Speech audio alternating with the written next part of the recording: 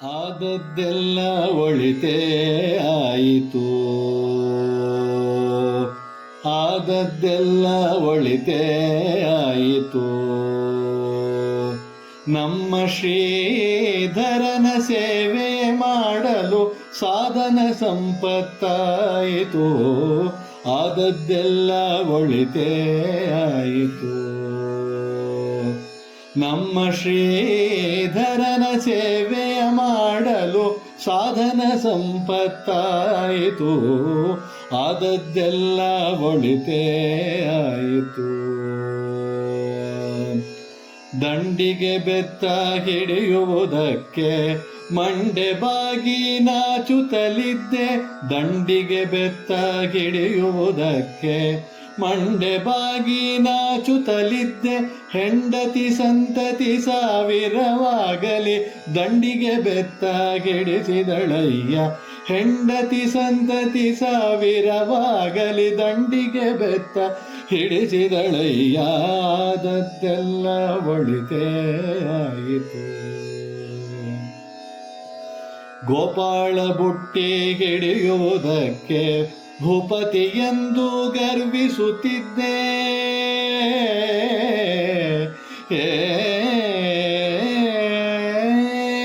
ಗೋಪಾಳ ಬುಟ್ಟಿ ಹಿಡಿಯುವುದಕ್ಕೆ ಭೂಪತಿ ಎಂದು ಗರ್ವಿಸುತ್ತಿದ್ದೆ.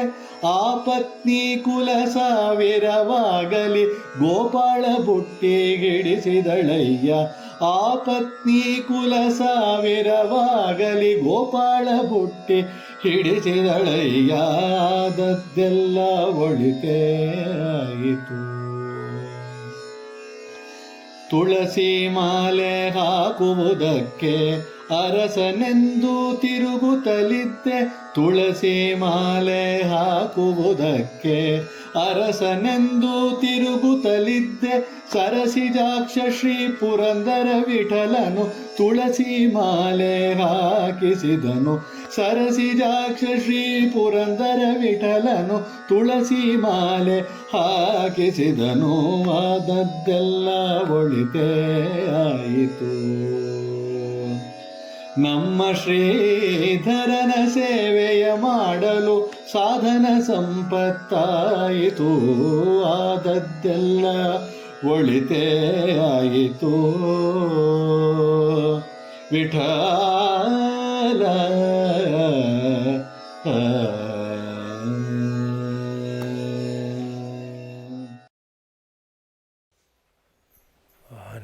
ಆನಂದಮಾನಂದಕರಂ ಪ್ರಸನ್ನಂ ಜ್ಞಾನಸ್ವರೂಪಂ ನಿಜಬೋಧಯುಕ್ತಂ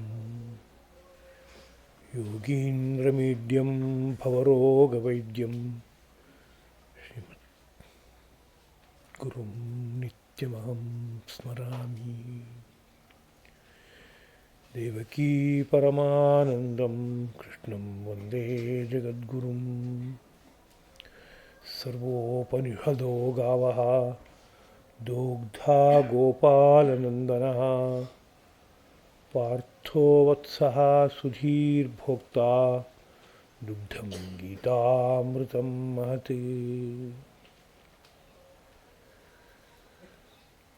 ವಿಶ್ವಮೂಲದಲ್ಲಿ ಜ್ಯೋತಿರ್ಮಯವಾಗಿ ಅನವರತವೂ ಬೆಳಗುವ ಪರಂಜ್ಯೋತಿ ರೂಪವಾದ ಮೂಲ ಗುರುತತ್ವಕ್ಕೆ ನಮೋ ನಮಃ. ಹೃನ್ಮಂದಿರದಲ್ಲಿ ತೇಜೋರೂಪರಾಗಿ ಬೆಳಗುತ್ತಿರುವ ಶ್ರೀರಂಗ ವಿಜಯಲಕ್ಷ್ಮೀ ಸದ್ಗುರು ದಂಪತಿಗಳ ಪವಿತ್ರ ಪದಪದ್ಮಗಳಿಗೆ ಸಾಷ್ಟಾಂಗ ಪ್ರಣತಿಗಳು. ಎಲ್ಲ ಸಹೃದಯರಾದ ಜಿಜ್ಞಾಸುಗಳಿಗೂ ಹಾರ್ದಿಕವಾದ ಪ್ರಣಾಮಗಳು. ಭಗವದ್ಗೀತಾ ಪ್ರವಚನ ಮಾಲಿಕೆಯ ಮುಂದಿನ ಪ್ರವಚನ ಕುಸುಮವನ್ನು ಜ್ಞಾನವಿಜ್ಞಾನ ತೃಪ್ತಾತ್ಮನಾದ ಶ್ರೀಕೃಷ್ಣ ಪ್ರಭುವಿನ ಪದಗಳಲ್ಲಿ ಅರ್ಪಿಸುವುದಕ್ಕೆ ತೊಡಗಿದ್ದೇನೆ. ಭಗವದ್ಗೀತೆಯ 9ನೇ ಅಧ್ಯಾಯದ 22ನೇ ಶ್ಲೋಕದಿಂದ ಮುಂದುವರಿದ ಭಾಗ. ಈ ಹಿಂದಿನ ಪ್ರವಚನದಲ್ಲಿ ಋಗ್ಯಜುಸ್ಸಾಮ ಅಧ್ಯಯನ ಮಾಡಿದ ತ್ರೈವಿದ್ಯರು ಕಾಮಕಾಮರಾಗಿ ನಾನಾ ರೀತಿಯಾದ ಕಾಮಗಳನ್ನುಳ್ಳವರಾಗಿ ಯಾವ ಕರ್ಮಗಳನ್ನು ಯಜ್ಞರೂಪವಾಗಿ ಆಚರಿಸ್ತಾರೋ ಅವರು ಅದರ ಫಲವಾಗಿ ಒಂದು ಪುಣ್ಯವನ್ನು ಪಡೆದು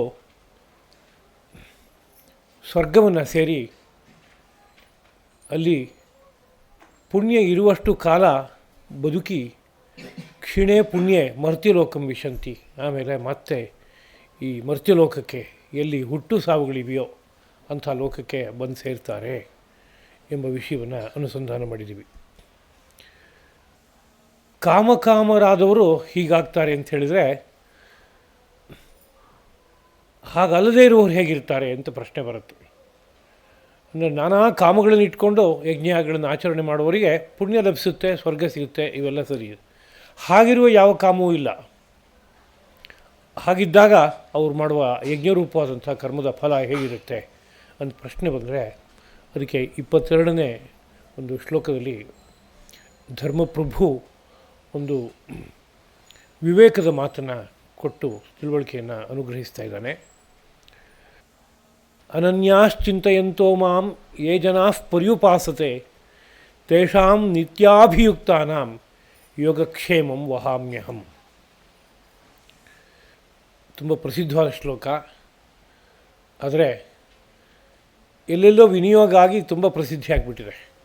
ಭಗವದ್ಗೀತೆಯ ಅಂಗವಾಗಿ ತುಂಬ ಪ್ರಸಿದ್ಧಿಯಾಗಿದ್ದರೆ ತುಂಬ ಸಂತೋಷ ಪಡಬಹುದಿತ್ತು.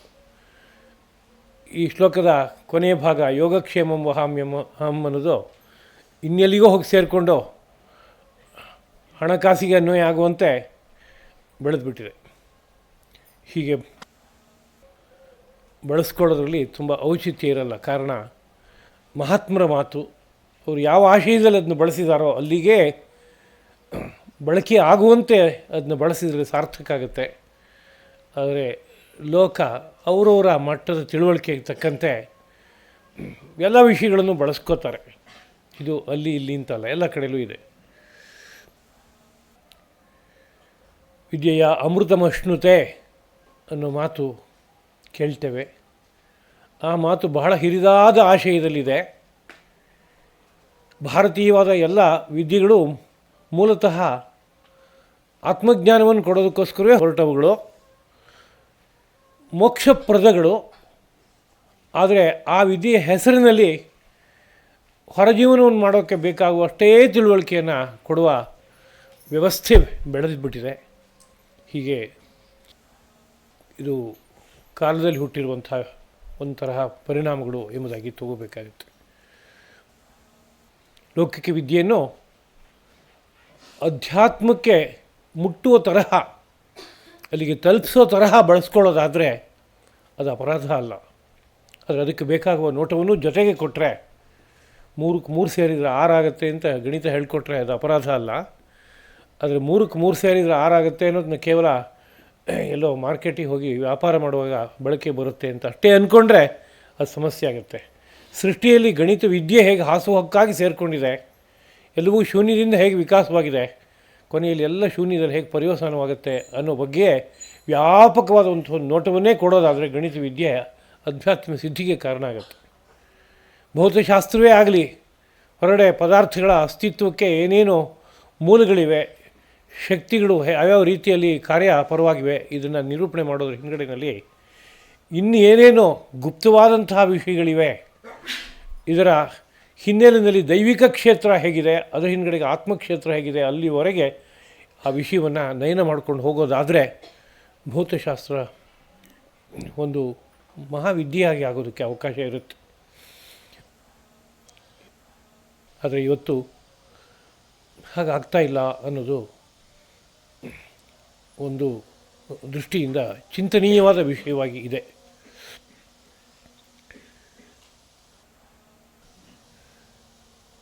ಶ್ರೀಕೃಷ್ಣನ ಈ ಮಾತು ಒಂದು ಯಜ್ಞರೂಪವಾದ ಕರ್ಮವನ್ನು ಮಾಡುವಾಗ ಯಾವ ಮನಸ್ಸಿರಬೇಕು, ಹಾಗಿದ್ದಾಗ ಏನೇನು ಲಾಭವಾಗುತ್ತೆ ಅನ್ನೋ ಬಗ್ಗೆ ಒಂದು ಬೆಳಕನ್ನು ಕೊಡ್ತಾ ಇದೆ. ಯೇ ಜನಾಃ, ಯಾವ ಜನರು, ಅನನ್ಯಾಃ, ಅನನ್ಯರಾಗಿ ಅಂದರೆ ಬೇರೆ ಇನ್ನೊಂದು ಗುರಿಯನ್ನಾಗಲಿ ಮಾರ್ಗವನ್ನಾಗಲಿ ಅವಲಂಬಿಸದೆ ಮಾಂ ನನ್ನನ್ನು ಚಿಂತೆಯಂತಹ ಚಿಂತಿಸುತ್ತಾ ಪರ್ಯುಪಾಸತೆ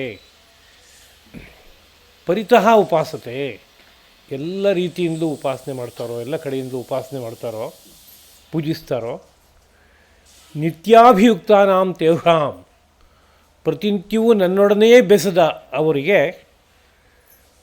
ಯೋಗಕ್ಷೇಮಂ ಅವರ ಯೋಗ ಮತ್ತು ಕ್ಷೇಮ ಅನ್ನುವ ಎರಡೂ ಅಂಶವನ್ನು ಅಹಂ ವಹಾಮಿ ನಾನೇ ಹೊತ್ಕೋತೇನೆ, ನಾನೇ ಅದನ್ನು ನಿರ್ವಾಹ ಮಾಡಿಕೊಡ್ತೇನೆ ಎಂಬುದಾಗಿ ಶ್ರೀಕೃಷ್ಣ ಪ್ರಭುವಿನ ದಿವ್ಯ ಸಂದೇಶ. ಅಂದರೆ ಅನನ್ಯವಾದ ಮನಸ್ಸಿನಿಂದ ಉಪಾಸನೆ ಮಾಡುವವರಾಗಬೇಕು. ಒಂದೊಂದು ವಿಷಯಕ್ಕೆ ಒಂದೊಂದು ಕಡೆಗೆ ಅವಲಂಬಿಸಿಬಿಟ್ಟಿದ್ದೇನೆ ಅಂತ ಆಗದೇನೆ ಎಲ್ಲೆಲ್ಲಿ ಏನೇನನ್ನು ಅವಲಂಬಿಸಿದರೂ ಅದು ಹಿಂದ್ಗಡೆಗೆ ಪರಾತ್ಪರ ತತ್ವ ಇದೆ, ಶ್ರೀಕೃಷ್ಣ ಪ್ರಭು ನೆಲೆಸಿದ್ದಾನೆ, ಅವನೇ ಈ ದ್ವಾರದಿಂದ ನನಗೆ ಸಹಕಾರ ಕೊಡೋದು ಅನ್ನೋ ರೀತಿಯಾದಂಥ ತಿಳುವಳಿಕೆ ಇಲ್ಲದೆ ಬೇರೆ ಬೇರೆ ಅವಲಂಬನೆಗಳನ್ನು ಇಟ್ಕೊಂಡು ಇರ್ತಾರಲ್ಲ, ಹಾಗಲ್ಲದೆ ಅನನ್ಯವಾದ ಮನಸ್ಸಿಂದ ಉಪಾಸನೆ ಮಾಡೋರಾದರೆ ಮತ್ತು ಆ ಮೂಲಕ ಆ ದ್ವಾರ ನಿತ್ಯದಲ್ಲೂ ನನ್ನ ಜೊತೆಗೆ ಅಭಿಯುಕ್ತರಾಗಿ ಇದ್ದರೆ ಎಲ್ಲ ಕಡೆಯಿಂದ ನನ್ನಲ್ಲೇ ಭಾವಿಸ್ತಾರೆ. ಹೋದಲ್ಲಿ ಬಂದಲ್ಲಿ ಮಾಡುವ ಕಾರ್ಯಗಳಲ್ಲಿ ಎಲ್ಲ ಕಡೆಯಲ್ಲೂ ಇಲ್ಲಿ ಕೃಷ್ಣನಿದ್ದಾನೆ, ಅವನ ಸಂತೋಷಕ್ಕಾಗಿ ಇವೆಲ್ಲ ಕಾರ್ಯ ಎಂಬ ಬುದ್ಧಿಯನ್ನು ಇಟ್ಕೊಂಡು ಸದಾಕಾಲದಲ್ಲೂ ನನ್ನ ಜೊತೆಗೆ ಬೆಸ್ತು ಇರ್ತಾರೋ ಅವರಿಗೆ ಯೋಗವನ್ನು ಕ್ಷೇಮವನ್ನು ಎರಡನ್ನೂ ನಾನು ನಿರ್ವಾಹ ಮಾಡಿಕೊಡ್ತೇನೆ ಅಂತ. ಇಲ್ಲಿ ಕೆಲವು ಪದಗಳು ತುಂಬ ಅರ್ಥವತ್ತಾಗಿ, ಅಂದರೆ ಬೇರೆ ಕಡೆಗಳಲ್ಲಿ ಶ್ಲೋಕದಲ್ಲಿ ಶ್ರೀಕೃಷ್ಣನ ಪದಗಳು ಅರ್ಥವತ್ತಾಗಿಲ್ಲ ಅಂತ ಅರ್ಥ ಅಲ್ಲ. ಮಹಾಪ್ರಭುವಿನ ಪ್ರತಿ ಮಾತು, ಪ್ರತಿ ಪದ, ಪ್ರತಿ ಅಕ್ಷರ ಒಂದು ತತ್ವದ ಕಡೆಗೆ ದಿಗ್ದರ್ಶನ ಮಾಡುವಂತೆ ಇರುತ್ತವೆ. ನಮ್ಮ ದೃಷ್ಟಿಗೆ ಯಾವುದೋ ಕೆಲವು ತುಂಬ ಮಾರ್ಮಿಕವಾದ ಮಾತು ಅಂತ ಅನಿಸುತ್ತೆ, ಆ ನೇರದಲ್ಲಿ ಹೇಳ್ತಾ ಇರುವಂಥದ್ದು ಅಂತ ತಗೋಬೇಕು. ಅನನ್ಯರಾಗಿರೋದು ಅಂತ ಅನ್ನೋದಕ್ಕೆ ಲೌಕಿಕವಾಗಿ ಯಾವುದಾದ್ರು ಒಂದು ಉದಾಹರಣೆಯನ್ನು ನಾವು ಇಟ್ಕೋಬೇಕು ಮನಸ್ಸಿಗೆ ತಂದ್ಕೊಳ್ಳೋದಕ್ಕೋಸ್ಕರವಾಗಿ. ನಾವು ಯಾರೋ ಒಬ್ಬ ವ್ಯಕ್ತಿಯನ್ನು ಸರ್ವಾತ್ಮನ ಇವನು ನಮ್ಮನ್ನು ಕಾಪಾಡ್ತಾನೆ ಅಂತ ಅಂದ್ಕೊಳ್ಳೋದಾದರೆ, ಆ ವ್ಯಕ್ತಿಗೂ ಅದೇ ಸಂಕಲ್ಪ ಇರೋದಾದರೆ, ಆಗ ಅಲ್ಲಿ ಸಂಬಂಧ ಹೇಗಿರುತ್ತೆ? ಈ ವ್ಯಕ್ತಿ ಎಲ್ಲ ದೃಷ್ಟಿಯಿಂದಲೂ ನನ್ನನ್ನು ಕಾಪಾಡ್ತಾನೆ ಅಂತ ಅಂದ್ಕೊಂಡಿದ್ದಾನೆ, ನಾನು ನನ್ನವರನ್ನು ಕಾಪಾಡಬೇಕು ಅನ್ನೋ ಸಂಕಲ್ಪದಿಂದ ಕೂಡಿದ್ದೇನೆ ಅಂತ ಆದಾಗ ಏನೇ ಸುಖ ದುಃಖ ಬರಲಿ ಎಲ್ಲ ಸಂದರ್ಭದಲ್ಲೂ ಜೊತೆಗೆ ನಾನು ಇರ್ತೇನೆ, ಸಮಯದಲ್ಲಿ ನನ್ನಿಂದ ಆಗೋ ಎಲ್ಲ ಸಹಕಾರ ಕೊಡ್ತೇನೆ ಅನ್ನೋ ರೀತಿಯಾದ ಹೆಜ್ಜೆ ಆರಂಭವಾಗುತ್ತೆ. ಇಲ್ಲಿ ಯಾರೋ ಒಬ್ಬ ನಾಯಕನಿಗೆ ತನ್ನ ಕಾರ್ಯ ಎಷ್ಟು ಬೇಕೋ ಅಷ್ಟು ನಾನು ನೋಡ್ಕೋತೀನಿ, ಎಲ್ಲರ ಯೋಗಕ್ಷೇಮದ ಬಗ್ಗೆ ನನಗೆ ಚಿಂತನೆ ಇಲ್ಲ ಅಂತ ಅವನದೇ ಸಂಕಲ್ಪವೇ ಹಾಗೆ ಇರೋದಾದರೆ, ಅಥವಾ ಇವ್ರನ್ನ ಇಷ್ಟಕ್ಕೆ ಮಾತ್ರ ಬಳಸ್ಕೋತೀನಿ, ಬೇರೆ ಕಡೆ ನೋಡ್ತೀನಿ ಅನ್ನೋ ಬುದ್ಧಿ ಇನ್ಯಾರೋ ಒಬ್ಬನಿಗೆ ಇರೋದಾದರೆ, ಆಗ ಅಲ್ಲಿ ಒಪ್ಪಂದ ಇಲ್ಲ ಪರಸ್ಪರವಾಗಿ. ಆಗ ಇವನು ಯೋಗಕ್ಷೇಮವನ್ನು ಅವನು ಕಾಪಾಡ್ತಾನೆ ಅನ್ನೋದಕ್ಕೆ ವಿಷಯ ಇರೋಲ್ಲ. ಹಾಗಲ್ಲದೆ ಏನಾದ್ರು ಒಂದು ಒಪ್ಪಂದನೇ ಇದೆ ಅಂತಾದರೆ, ಇಬ್ಬರು ಆದರ್ಶವಾದ ಹೆಜ್ಜೆಯನ್ನು ಇಟ್ಕೊಂಡಿದ್ದಾರೆ ಅಂತಂದರೆ, ಎಂಥ ಕ್ಲೇಶ ಬಂದರೂ ಆ ಕ್ಲೇಶ ನಂದೇ ಕ್ಲೇಶ ಅಂತ ಭಾವಿಸಿ ರಾಜ ಹೇಗೆ ಪ್ರಜೆಗಳನ್ನು ಎಲ್ಲ ರೀತಿಯಲ್ಲೂ ಕಾಪಾಡ್ತಾನೋ, ಪ್ರಜೆಗಳಿಗೆ ಒಂದು ಕ್ಲೇಶ ಬಂತು ಅಂದರೆ ಅದು ನಂದೇ ಕ್ಲೇಶ ಎಂಬುದಾಗಿ ಆದರ್ಶನಾದ ರಾಜ ಭಾವಿಸ್ತಾನೆ. ಅದಕ್ಕಾಗಿ ತನುಮನ ಧನವನ್ನು ತೆತ್ತು ಕಾಪಾಡ್ತಾನೆ. ಅಲ್ಲಿ ಎಲ್ಲೂ ಯಾವುದೇ ಕಾರಣಕ್ಕೂ ಅಲ್ಪ ಸ್ವಾರ್ಥಕ್ಕೆ ಒಳಗಾಗೋಲ್ಲ, ಮಹಾಮತಿಯಾಗಿ ಕಾರ್ಯ ಮಾಡ್ತಾನೆ. ಅದೇ ರೀತಿಯಲ್ಲಿ ದೈವವನ್ನು ಅನನ್ಯ ಶರಣವಾಗಿ ಹೋಗಬೇಕು. ಆ ದೈವ ನಿತ್ಯ ಸಂಕಲ್ಪವನ್ನು ಇಟ್ಕೊಂಡಿದೆ, ನನ್ನನ್ನು ಅವಲಂಬಿಸಿದ ಎಲ್ಲ ಜೀವಿಗಳನ್ನು ನಾನು ಉದ್ಧಾರ ಮಾಡ್ತೇನೆ ಅಂತ. ಹೀಗಿರೋದ್ರಿಂದ ಪರಸ್ಪರ ಒಪ್ಪಂದ ಇಲ್ಲಿ ನಡೆಯುತ್ತೆ. ಈ ಒಪ್ಪಂದ ನಿತ್ಯವಾದ ಒಪ್ಪಂದ. ಇದು ಲೋಕದಲ್ಲಿರೋ ಜನಗಳ ಒಪ್ಪಂದ ಇವತ್ತೊಂದು ತರಹ ನಾಳೆ ಒಂದು ತರಹ ಆಗುತ್ತೆ. ಇವತ್ತು ಭಾರಿ ಸಂಕಲ್ಪ ಘೋಷಣೆ, ಅದು ಕಾರಣ ಯಾವುದೋ ಸ್ವಾರ್ಥ ಸಿದ್ಧವಾಗಬೇಕಾಗಿದೆ, ಅದಕ್ಕೋಸ್ಕರ ನಾಳೆ ಬೆಳಗ್ಗೆ ಆ ಘೋಷಣೆ ಮಾತಿಗೆ ತಕ್ಕಂಥ ನಡವಳಿಕೆ ಇಲ್ಲ ಅಂಥ ಪರಿಸ್ಥಿತಿ. ಹಾಗಾಗದೆ ತತ್ವರೂಪಿಯಾದ ಭಗವಂತ ಯಾವ ಒಂದು ಸಂಕಲ್ಪ ಇಟ್ಕೋತಾನೋ ಆ ಸಂಕಲ್ಪ ನಿತ್ಯ ಸಂಕಲ್ಪವಾಗಿರೋದ್ರಿಂದ ಅವನನ್ನು ಅನನ್ಯವಾದ ಮನಸ್ಸಿಂದ ಆಶ್ರಯಿಸಿದವರಿಗೆ ಅವನು ಏನೇನು ಕೊಡಬೇಕೋ, ರಕ್ಷಣೆ ಹೇಗೆ ಮಾಡಬೇಕೋ ಅಷ್ಟನ್ನು ಮಾಡ್ತಾನೆ ಅನ್ನೋ ವಿಷಯ ಇದೆ. ಪ್ರಸಿದ್ಧವಾದ ಉದಾಹರಣೆ ಈ ವಿಷಯದಲ್ಲಿ ಹೇಳುವಾಗ ದ್ರೌಪದಿ ಉದಾಹರಣೆಯನ್ನು ಹೇಳುವಂಥದ್ದು ರೂಢಿನಲ್ಲಿದೆ. ದ್ರೌಪದಿ ಒಂದು ಮಾನಭಂಗದ ಪ್ರಕರಣಕ್ಕೆ ಒಳಗಾದಾಗ ತನ್ನನ್ನು ರಕ್ಷಿಸಬೇಕಾದ ಪತಿದೇವರೂ ಸಹ ಯಾವುದೋ ಮಾತಿಗೆ ಬದ್ಧರಾಗಿ ಅಸಹಾಯಕರಾಗಿ ಕೂತ್ಕೊಂಡ ಸಂದರ್ಭದಲ್ಲಿ ಅನನ್ಯಗತಿಗಳಾಗಿ ಕೃಷ್ಣ ಅಂತ ಕೂಗಿದಾಗ ಕೃಷ್ಣನ ಕಡೆಯಿಂದ ನೆರವು ಒದಗಿ ಬಂದುಬಿಡುತ್ತೆ. ಅಕ್ಷಯ ವಸ್ತ್ರದಾನ ಮಾಡ್ತಾನೆ. ಆಗ ಎಲ್ಲರೂ ಸೋಲ್ಬೇಕಾಗಿ ಬರುತ್ತೆ. ಯೋಗ ಕ್ಷೇಮ ಅನ್ನುವಾಗ ಕ್ಷೇಮ ಸಿದ್ಧವಾಗುತ್ತೆ ಅವಳಿಗೆ. ಪಡೆಯಬೇಕಾದದ್ದನ್ನು ಪಡೆದ್ರೆ ಅದಕ್ಕೆ ಯೋಗ ಅಂತ ಹೆಸರು, ಪಡೆದಿದ್ದನ್ನು ಸಂರಕ್ಷಣೆ ಮಾಡೋದಕ್ಕೆ ಕ್ಷೇಮ ಅಂತ ಹೆಸರು. ಅವಳು ಪಡ್ಕೊಂಡಿದ್ದಾಳೆ ಏನಪ್ಪ ಅಂದರೆ ಪಾತಿವೃತ್ಯವನ್ನು, ಮರ್ಯಾದೆಯನ್ನು ಇದುವರೆಗೆ ಉಳಿಸ್ಕೊಂಡು ಬಂದಿದ್ದಾಳೆ. ಆ ಮರ್ಯಾದೆ ನಷ್ಟವಾಗಿಬಿಡುತ್ತೆ ಅನ್ನೋ ಸನ್ನಿವೇಶ ಬಂದಾಗ ಅದರ ರಕ್ಷಣೆಗೆ ಶ್ರೀಕೃಷ್ಣ ಪ್ರಭು ನಿಂತ, ಅವನು ಅನುಗ್ರಹಿಸಿದ, ಆಕೆ ಮಾನವನ್ನು ಸಂಪೂರ್ಣವಾಗಿ ರಕ್ಷಣೆ ಮಾಡಿಕೊಟ್ಬಿಟ್ಟ ಅನ್ನೋ ವಿಷಯ ಇದೆ. ಅದು ಯಾವಾಗ ರಕ್ಷಣೆ ಮಾಡ್ದ ಅಂದರೆ ಅವಳು ಅನನ್ಯವಾದ ಮನಸ್ಸಿಂದ ಕೃಷ್ಣನನ್ನು ಕರೆದಾಗ ಅವನಿಗೆ ಹೋಗಿ ಮುಟ್ಟಿತು ಆ ಧ್ವನಿ. ಅವನು ನಿತ್ಯ ಜಾಗರೂಕ, ಸದಾಕಾಲದಲ್ಲೂ ಜೀವಕೋಟಿಗಳು ತನ್ನನ್ನು ಏನನ್ನು ಬಯಸಿ ಕೇಳ್ತಾ ಇವೆ ಎಂಬುದನ್ನು ಗಮನಿಸ್ತಾ ಇರುವಂಥವನು. ಹಾಗಿರುವಾಗ ಅವನಿಗೆ ಮುಟ್ಟಿದಾಗ ಅವನ ಕಡೆಯಿಂದ ರಕ್ಷಣೆ ಒದಗಿ ಬಂತು. ಮಹಾಭಾರತದ ಉದ್ದಕ್ಕೂ ಸಹ ಅನನ್ಯಗತಿಕರಾಗಿ ಪಾಂಡವರು ಎಲ್ಲೆಲ್ಲಿ ಕೃಷ್ಣನನ್ನು ಕೇಳ್ತಾರೋ ಅಲ್ಲೆಲ್ಲ ಕೃಷ್ಣನ ಕಡೆಯಿಂದ ನೆರವು ಸಿಕ್ಕಿದೆ ಅನ್ನೋ ವಿಷಯ ಬಂದಿದೆ. ಲೋಕದಲ್ಲೂ ಸಹ ತಾಯಿ ಮಕ್ಕಳನ್ನು ಕರ್ಕೊಂಡು ಓಡಾಡ್ತಾ ಇರುವಾಗ ಮಕ್ಕಳಿಗೆ ಯಾವುದಾದ್ರು ಭಯ ಉಂಟಾದರೆ ಕೂಡಲೇ ಅಮ್ಮನ ಕಡೆ ತಿರುಗಿ ನೋಡೋ ಪ್ರವೃತ್ತಿ ಇದೆ ಅಂತಾದರೆ ಅಮ್ಮನೂ ನೋಡ್ತಾನೆ ಇರ್ತಾಳೆ. ಮಗುಗೆ ಏನಾದ್ರು ಅಪಾಯ ಬಂದರೆ ನಾನು ರಕ್ಷಣೆ ಮಾಡಬೇಕಾದ ಕರ್ತವ್ಯ ಅಂತ. ಮಗು ಒಮ್ಮೆ ಅಮ್ಮನ ಕಡೆ ತಿರುಗಿ ನೋಡೋದನ್ನು ಮರೆತರೂ ಸಹ ಅಮ್ಮ ಮಾತ್ರ ನೋಡ್ತಾನೆ ಇರ್ತಾಳೆ. ಸಮಯದಲ್ಲಿ ಹೋಗಿ ಎಲ್ಲಿ ಕಾಪಾಡಬೇಕು ಅಲ್ಲಿ ಕಾಪಾಡಬೇಕು, ನನ್ನ ಕರ್ತವ್ಯ ಎಂಬ ಮನಸ್ಸಿನಿಂದ ಅಮ್ಮನ ಕಡೆಗೆ ಅಭಿಮುಖವಾಗಿದೆ ಮಗು ಅಂದರೆ ತುಂಬ ಸಂತೋಷಪಟ್ಟು ಕಾಪಾಡ್ತಾಳೆ. ಅಂದರೆ ನನ್ನ ನೆನಪು ಚೆನ್ನಾಗಿದೆ. ಮಗುಗೆ ಆಟ ಆಡೋ ಸಂದರ್ಭದಲ್ಲೂ ಬೇರೆ ಬೇರೆ ರೀತಿಯಲ್ಲಿ ಆ ಕಡೆ ಈ ಕಡೆ ಸಂಚರಿಸುವ ಸಂದರ್ಭದಲ್ಲೂ ನನ್ನ ಮರೆತಿಲ್ಲ ಮಗು ಅಂತ ಒಂದು ಸಂತೋಷವಾಗಿ ಸಮಯದಲ್ಲಿ ಬಂದು ಎತ್ಕೋತಾಳೆ, ಕಾಪಾಡ್ತಾಳೆ. ಆದರೆ ಮಗುವಿಗೆ ಆ ಮನಸ್ಸಿದ್ದರೆ ಅದು ಆರೋಗ್ಯದ ಲಕ್ಷಣ. ಇಲ್ಲಾಂದರೆ ಬೀದಿ ಮೇಲೆ ಹೋಗೋ ಯಾರೋ ನನ್ನ ಕಾಪಾಡ್ತಾರೆ ಅಂತ ಅಂದ್ಕೊಂಡ್ರೆ ಮೋಸ ಹೊರಟೋಗ್ಬೋದು ಸಂಪೂರ್ಣವಾಗಿ. ನನ್ನ ಹತ್ರ ಇರುವ ಆಭರಣವೋ ವಸ್ತ್ರವೋ ಆಟದ ಸಾಮಾನು ನನ್ನನ್ನು ಕಾಪಾಡುತ್ತೆ ಅಂತ ಹೊರಟೋದ್ರೆ ದಾರಿ ತಪ್ಪು ಹೊರಟೋಗ್ಬೋದು, ಅಪಾಯಕ್ಕೆ ಒಳಗಾಗ್ಬೋದು. ಹಾಗಲ್ಲದೆ ಅನನ್ಯವಾದ ಮನಸ್ಸಿಂದ ಭಾವಿಸುವ ಮಗು ಹೇಗೆ ತಾಯಿಯ ರಕ್ಷಣೆಗೆ ಒಳಪಡುತ್ತೋ ಹಾಗೆ ಲೋಕದಲ್ಲೂ ಸಹ ನೀನೇ ಶರಣು, ನೀನಲ್ಲದೆ ಇನ್ನೊಂದು ಗತಿ ನನಗಿಲ್ಲ, ಸರ್ವಾತ್ಮನ ನಿನ್ನನ್ನು ಅವಲಂಬಿಸಿದ್ದೇನೆ ಅನ್ನೋ ಬುದ್ಧಿ ನಮ್ಮ ಎಲ್ಲ ನಡೆನುಡಿಗಳಲ್ಲಿ ಇರಬೇಕು. ಹಾಗಿರೋದಾದರೆ ಯೋಗಕ್ಷೇಮ ಸಿದ್ಧವಾಗುತ್ತೆ ಅಂತ. ಎಲ್ಲ ನಡೆನುಡಿಗಳಲ್ಲಿ ಅನ್ನೋದನ್ನು ಇನ್ನೊಂದು ಭಾಷೆಯಲ್ಲಿ ಹೇಳೋದುಂಟು. ಜಾಗೃತ್ ಸ್ವಪ್ನ ಸುಷುಪ್ತಿ ತುರಿಯಗಳಲ್ಲಿ ಆ ಬುದ್ಧಿ ಇರುವುದಾದರೆ ಅಂತ ಹೇಳೋದುಂಟು. ಜಾಗೃತ ಅಂದರೆ ಎಚ್ಚರಿಕೆ ಸ್ಥಿತಿ, ಅಲ್ಲಿ ಗಾಢವಾಗಿ ಯಾವುದು ಬೇರೂರು ಇರುತ್ತೋ ಅದು ಸ್ವಪ್ನಾವಸ್ಥೆಗೂ ಬರುತ್ತೆ, ಸುಷುಪ್ತಿಯ ಅವಸ್ಥೆಯಲ್ಲೂ ಇರುತ್ತೆ, ಜೊತೆಗೆ ಗೊತ್ತಾಗದೇ ಇರ್ಬೋದು. ಹಾಗೆ ಯಾವುದೋ ಸಮಾಧಿಯ ಅವಸ್ಥೆಗೆ ಹೋದಾಗಲೂ ಅದೇ ಸ್ಥಿತಿ ಇರುತ್ತೆ. ನನ್ನನ್ನು ಕಾಪಾಡುವವನು ಕೃಷ್ಣ ಅನ್ನೋ ಬುದ್ಧಿ ಜಾಗೃತಿನಲ್ಲಿ ನಮ್ಮ ಎಲ್ಲ ವ್ಯವಹಾರಗಳಲ್ಲಿ ಹಾಸುಹೊಕ್ಕಾಗಿ ಸೇರಿಕೊಂಡಿದೆ ಅಂತಂದರೆ ಆಗ ಕನಸಿನಲ್ಲೂ ಕೃಷ್ಣ ಕಾಣಿಸೋಕೆ ಶುರುವಾಗ್ತಾನೆ.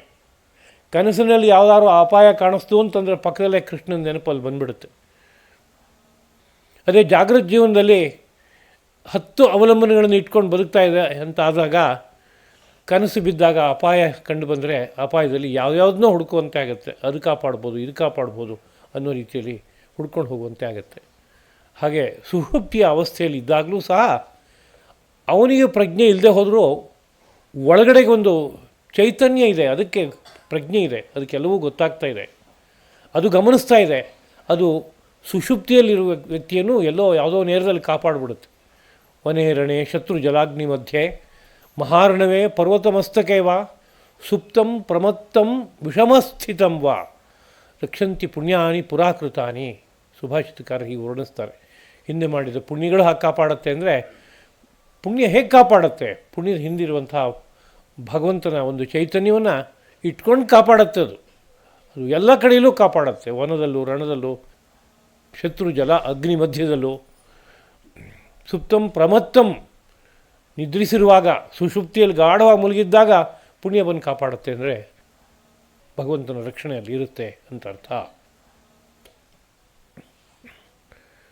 ಪ್ರಹ್ಲಾದ ಶ್ರೀಮನ್ನಾರಾಯಣನನ್ನು ಹೇಗೆ ಭಾವಿಸಿದ್ನೋ ಹಾಗೆ ಭಾವಿಸಿದರೆ ಅಂತ ಇಟ್ಕೋಬೋದು. ಇನ್ನೊಂದು ಉದಾಹರಣೆ, ನಾರಾಯಣನ ಪರಮಭಕ್ತ, ತಂದೆಯೇ ನೇರವಾಗಿ ವಿರೋಧ ಮಾಡಿದರೂ ಸಹ ನಾರಾಯಣನ ಮಾತ್ರ ಎಲ್ಲೂ ಮರೀಲಿಲ್ಲ. ನಾನಾ ತರಹ ಶಿಕ್ಷೆಯನ್ನು ಕೊಟ್ಟರೂ ಸಹ ಇಲ್ಲ, ನಾರಾಯಣನೇ ಸರ್ವಸ್ವ, ಅವನು ಇಲ್ಲದ ಜಾಗವೇ ಇಲ್ಲ, ಸಮಗ್ರ ಸೃಷ್ಟಿಯಲ್ಲೂ ತುಂಬಿಬಿಟ್ಟಿದ್ದಾನೆ ನಾರಾಯಣ ಅಂತ ಗಾಢವಾಗಿ ಅವನಿಗೊಂದು ಮನೋಬುದ್ಧಿಗಳು ಬಂದುಬಿಟ್ಟಿದೆ. ಹಾಗಿರೋದ್ರಿಂದ ತಂದೆ ಕೋಪದಿಂದ ಎಲ್ಲ ಕಡೆಯಲ್ಲೂ ನೀನು ನಾರಾಯಣ ಇದ್ದಾನೆ ಅಂತ ಹೇಳ್ತೀಯಲ್ಲ, ಈ ಕಂಬದಲ್ಲಿ ತೋರಿಸು ಅಂತ ಕೇಳಿದಾಗ ಹೌದು ತೋರಿಸ್ತೇನೆ ಅಂತ ಹೇಳಿದೊಡನೆ ನಾರಾಯಣ ನೇರವಾಗಿ ಸ್ತಂಭದಲ್ಲಿ ಆವಿರ್ಭವಿಸ್ತಾನೆ. ಅಂದರೆ ಇದಕ್ಕೆಲ್ಲ ಕಾರಣ ಅನನ್ಯವಾದ ಮನಸ್ಸು. ಆ ಅನನ್ಯವಾದ ಮನಸ್ಸು ನೇರವಾಗಿ ಅಲ್ಲಿಗೆ ಸಂಪರ್ಕ ಇಟ್ಕೊಳ್ಳುತ್ತೆ. ಹಾಗಲ್ಲದೆ ಹೋದರೆ ಮನಸ್ಸಿಗೆ ಕೌಲು ಬೇರೆ ಬೇರೆ ರೀತಿಯಲ್ಲಿ ಬಂದುಬಿಡುತ್ತೆ. ಬೇರೆ ಬೇರೆ ಕೌಲು ಬಂದಾಗ ಮನಸ್ಸಿನ ಬಲ ಬಿದ್ದೋಯ್ತು ಅಂತ ಅರ್ಥ. ಗುರಿ ತಲುಪೋ ವಿಷಯದಲ್ಲಿ ನಿಶ್ಚಿತತೆ ಇರೋಲ್ಲ ಅಂತ ಅರ್ಥ. ನಾವು ಇಲ್ಲಿಂದ ಕಾಶಿಗೆ ಹೋಗಬೇಕು ಅಂತ ಹೊರಟ್ರೆ ಸುಭದ್ರವಾದ ನಿಲುವು ನಮ್ಮ ಮನಸ್ಸಿನಲ್ಲಿದ್ದರೆ ಕಾಶಿಗೆ ಹೋಗೋಕ್ಕಾಗತ್ತೆ. ಇಲ್ಲ ಅಂದರೆ ದಾರಿಲಿ ಹೋಗ್ತಾ ಇರುವ ಯಾವುದಾದ್ರು ಒಂದು ಆಕರ್ಷಣೆ ನೋಡಿ ಇದು ಅದ್ಭುತವಾಗಿದೆ, ಇದಕ್ಕಿಂತ ಇನ್ಯಾವ ದೊಡ್ಡ ಕಾಶಿ ಇರೋಕ್ಕೆ ಸಾಧ್ಯ ಇದೆ ಲೋಕದಲ್ಲಿ ಅಂತ ನಮ್ಮ ಬುದ್ಧಿ ಭ್ರಾಂತವಾಗಿ ಅದನ್ನೇ ಭಾವಿಸ್ಕೋತಾ ಅಲ್ಲೇ ಉಳ್ಕೊಳ್ಳುವಂಥ ಸನ್ನಿವೇಶ ಹುಟ್ಟುಬಿಡುತ್ತೆ. ಹಾಗೆ ಅನನ್ಯವಾದ ಬುದ್ಧಿ ಹುಟ್ಕೊಂಡ್ರೆ ಆಗ ಬರುವ ನಡೆ ಬೇರೆ, ಹಾಗಲ್ಲ ಅಂತಂದಾಗ ಹುಟ್ಟುವ ನಡೆಯೇ ಬೇರೆಯಾಗಿರುತ್ತೆ. ಮನಸ್ಸಿನಲ್ಲಿ ಕೌಲು ಹೊಡಿತು ಅಂತಂದರೆ 10 ಕಡೆಗೆ 10 ದಿಕ್ಕಿಗೆ ಮನಸ್ಸು ಪ್ರವೃತ್ತವಾಗ್ತಾ ಇದೆ ಅಂದರೆ ಈ ದೇಹೇಂದ್ರಿಯ ಮನಸ್ಸಿನ ಶಕ್ತಿಗಳೆಲ್ಲ ವಿತರಣೆಯಾಗಿ ಹೊರಟೋಗುತ್ತೆ ಬೇರೆ ಬೇರೆ ಕಡೆಗೆ. ಒಂದು ದಿಕ್ಕಿನಲ್ಲಿ ಸಾಗಿದಾಗ ಎಷ್ಟು ವೇಗದಲ್ಲಿ ಸಾಗ್ಬೋದೋ, ಎಷ್ಟು ಬೇಗ ತಲುಪ್ಬೋದೋ ಅಷ್ಟು ಬೇಗ ತಲುಪೋಕೆ ಆಗೋಲ್ಲ. ಇದೊಂದು ಸಾಮಾನ್ಯ ಬುದ್ಧಿಗೂ ಅರ್ಥವಾಗುವಂಥ ವಿಚಾರ. ಈ ನೇರದಲ್ಲೇ ತತ್ವವನ್ನು ಅನನ್ಯವಾದ ಮನಸ್ಸಿಂದ ಭಾವಿಸಿ,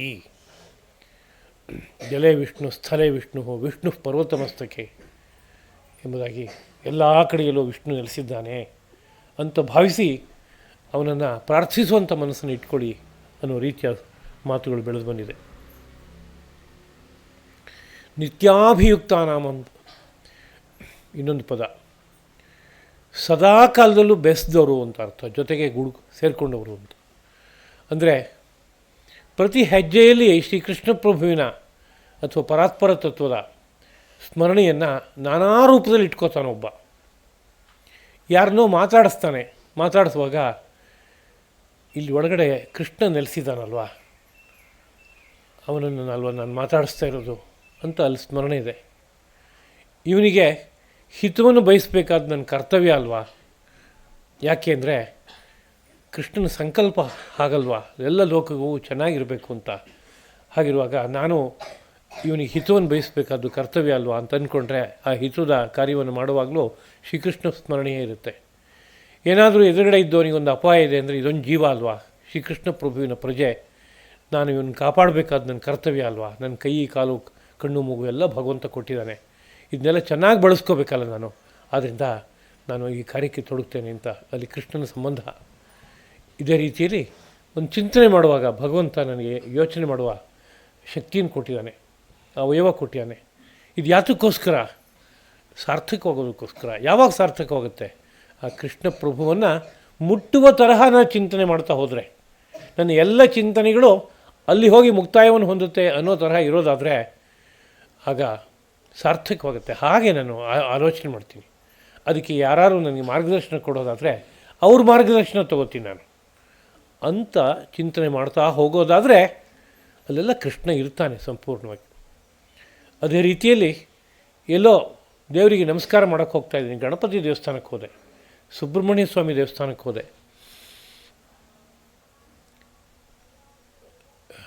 ದೇವಿ ದೇವಸ್ಥಾನಕ್ಕೆ ಹೋದೆ.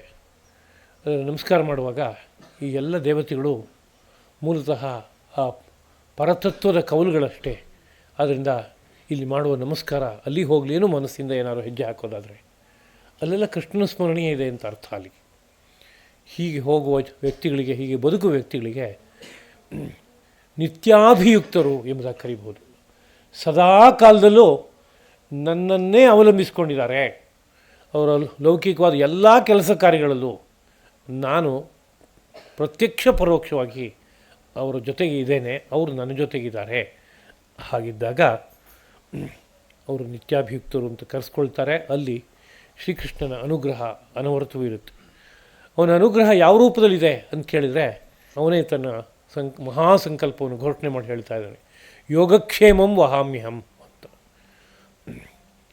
ಯೋಗ ಮತ್ತು ಕ್ಷೇಮ ಇವೆರಡು ಪಾರಿಭಾಷಿಕ ಶಬ್ದಗಳು. ಯೋಗ ಅನ್ನೋ ಶಬ್ದಕ್ಕೆ ಬೇರೆ ಬೇರೆ ಅನೇಕ ಅರ್ಥಗಳಿವೆ.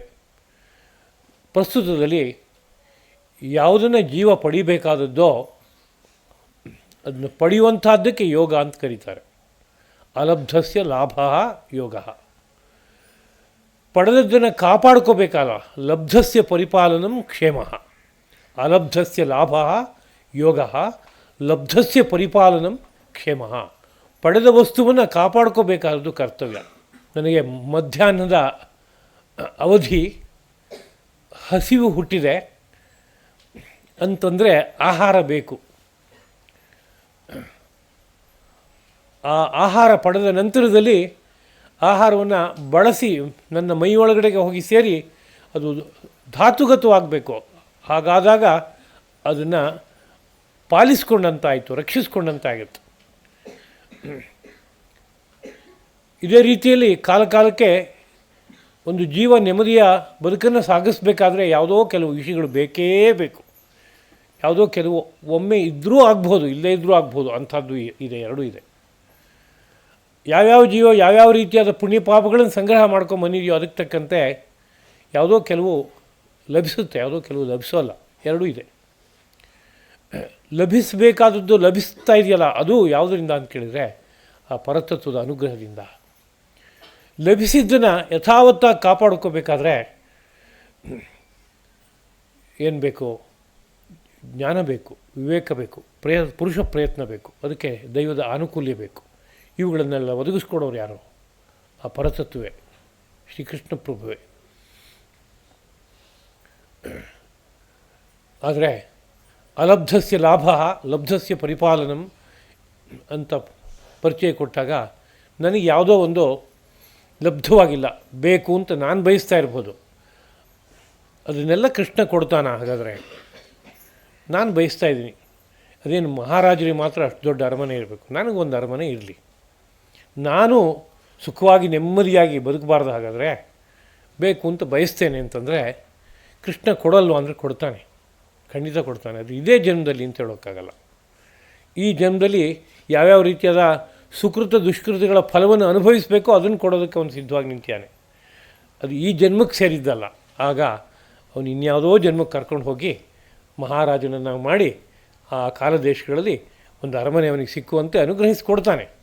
ಅಷ್ಟು ಜನ್ಮ ಎತ್ತೋದಕ್ಕೆ ಬೇಕಾಗುವ ದಾರಿಯನ್ನು ಜೀವ ಮಾಡ್ಕೊಂಡು ಹಾಗಾಗುತ್ತೆ. ಅರಮನೆ ಬೇಕು ಅಂತ ಕೇಳಿದರೆ ಇದೇ ರೀತಿಯಲ್ಲಿ ಆಸೆ ಯಾವ ವಿಷಯಕ್ಕೆ ಬೇಕಾದರೂ ಬರ್ಬೋದು. ಅದರ ಆಸೆಯನ್ನು ಇದೇ ಜನ್ಮದಲ್ಲಿ ಈಡೇರಿಸ್ಕೊಳ್ಳೋಕ್ಕಾಗತ್ತಾ ಅನ್ನೋ ಬಗ್ಗೆ ಗೊತ್ತಿಲ್ಲದೆ ಇದ್ದಾಗ ಆ ಆಸೆ ನಮ್ಮನ್ನು ಬೇರೆ ಕಡೆ ಕರ್ಕೊಂಡು ಹೋಗುತ್ತೆ. ಇನ್ಯಾವುದೋ ಜನ್ಮಗಳನ್ನು ಎತ್ತಿಸ್ಕೋತ ಹೋಗಿ ಯಾವತ್ತೋ ಒಂದು ದಿವಸ ಫಲ ಕೊಡುತ್ತೆ. ಅಲ್ಲಿ ಫಲ ಕೊಡೋದು ಯಾರಪ್ಪ ಅಂದರೆ ಕೃಷ್ಣನೇ ಕೊಡ್ತಾ ಇರೋದು. ಆಗಿರೋದ್ರಿಂದ ಕೇಳಿದ್ದನ್ನು ಖಂಡಿತ ಕೃಷ್ಣ ಕೊಡ್ತಾನೆ ಅನ್ನೋದ್ರಲ್ಲಿ ಸತ್ಯ. ಆದರೆ ಯಾವುದನ್ನು ಅತ್ಯಂತ ಅಗತ್ಯವಾಗಿ ಬಯಸಬೇಕೋ ಅದನ್ನು ಬಯಸಿದರೆ ಅಂತ ಅರ್ಥ. ಅಲ್ಲಿ ಯಾವುದನ್ನು ಬಯಸಬೇಕು? ಮನುಷ್ಯರಾಗಿ ಹುಟ್ಟಿದ್ದೀವಿ. ಈ ಮನುಷ್ಯ ಜನ್ಮದ ಸಾರ್ಥಕತೆ ಆಗಬೇಕು. ಸಾರ್ಥಕತೆ ಯಾವಾಗ ಅಂತ ಕೇಳಿದರೆ ಇದೊಂದು ಮಾನುಷ ಜನ್ಮದಲ್ಲಿ ಮಾತ್ರ ಭಗವಂತನ ದರ್ಶನ ಮಾಡೋಕ್ಕಾಗತ್ತೆ. ಕ್ರಿಮಿಕೀಟಗಳ ಜನ್ಮದಲ್ಲಿ ಸಾಧ್ಯ ಇಲ್ಲ, ಪಶು ಪಕ್ಷಿಗಳ ಜನ್ಮದಲ್ಲಿ ಸಾಧ್ಯ ಇಲ್ಲ, ಬೇರೆ ಯೋನಿಗಳಲ್ಲಿ ಜನ್ಮವೆತ್ತಿದ್ರೆ ಎಲ್ಲೂ ಕೂಡ ಸಾಧ್ಯ ಇಲ್ಲ. ಕೇವಲ ಮಾನವ ಜನ್ಮದಲ್ಲಿ ಮಾತ್ರ ಸಾಧ್ಯ ಇದೆ ಅಂತಂದಾಗ ಇಲ್ಲಿ ಏನು ಬಯಸಬೇಕು? ಪ್ರತಿಯೊಬ್ಬನೂ ಬಯಸಬೇಕಾದ್ದು ಜ್ಞಾನ, ಭಕ್ತಿ, ವೈರಾಗ್ಯ ಎಂಬುದಾಗಿ ದೊಡ್ಡವರು ಹೇಳ್ತಾರೆ.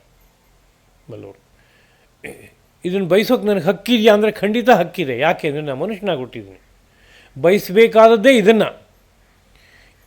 ಇದನ್ನು ಪಡೆಯೋಕ್ಕೂ ಕ್ಲೇಶ ಇರ್ಬೋದು ಬೇಕಾದಷ್ಟು, ಆದರೆ ಅತ್ಯಂತ ಅಗತ್ಯವಾಗಿ ಮನುಷ್ಯನಾಗಿ ನಾನು ಇರೋದ್ರಿಂದ ಇಷ್ಟನ್ನು ಬಯಸಲೇಬೇಕು ಅಂತ ಇಟ್ಕೋಬೇಕು. ಅಂಥದ್ದನ್ನು ಬಯಸಿದರೆ ಶ್ರೀಕೃಷ್ಣ ಪ್ರಭು ಅದನ್ನ ಅನುಗ್ರಹ ಮಾಡ್ತಾನೆ.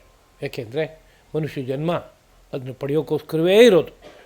ಇಹ ಚೇದವೇದೀತ್ ಅಥ ಸತ್ಯಮಸ್ತಿ. ಈ ಮಾನುಷ ಜನ್ಮದಲ್ಲಿ ಪ್ರಯತ್ನ ಪಡೋದಾದರೆ ಆ ಸತ್ಯ ಖಂಡಿತವಾಗಿಯೂ ಇದೆ, ಸಿಗುತ್ತೆ ಅಂತ ಉಪನಿಷತ್ ಮಾತೆ ಘೋಷಣೆ ಮಾಡ್ತಾ ಇದ್ದಾಳೆ. ಆದ್ದರಿಂದ ಅಂಥದ್ದನ್ನು ಬಯಸಬೇಕಾಗಿದೆ. ಅದು ಅಲಬ್ಧವಾದದ್ದು, ನಮಗೆ ಸಿಕ್ಕಿಲ್ಲ. ಮನುಷ್ಯರಾಗಿ ಹುಟ್ಟಿದ್ದೀವಿ, ಆ ಜ್ಞಾನ, ಆ ಭಕ್ತಿ, ಆ ವೈರಾಗ್ಯ ಇಲ್ಲ ನಮಗೆ, ಆ ಪರಮಾತ್ಮ ದರ್ಶನ ಇಲ್ಲ, ಅಲಬ್ಧವಾಗಿದೆ. ಅದನ್ನು ಪಡಿಬೇಕು. ಅದನ್ನು ಬಯಸಿದರೆ ಕೃಷ್ಣ ಪ್ರಭುವಿನಿಂದ ಅದು ಲಬ್ಧವಾಗುತ್ತೆ. ಅದೇ ರೀತಿಯಲ್ಲಿ ಕ್ಷೇಮ ಲಬ್ಧಸ್ಯ ಪರಿಪಾಲನ.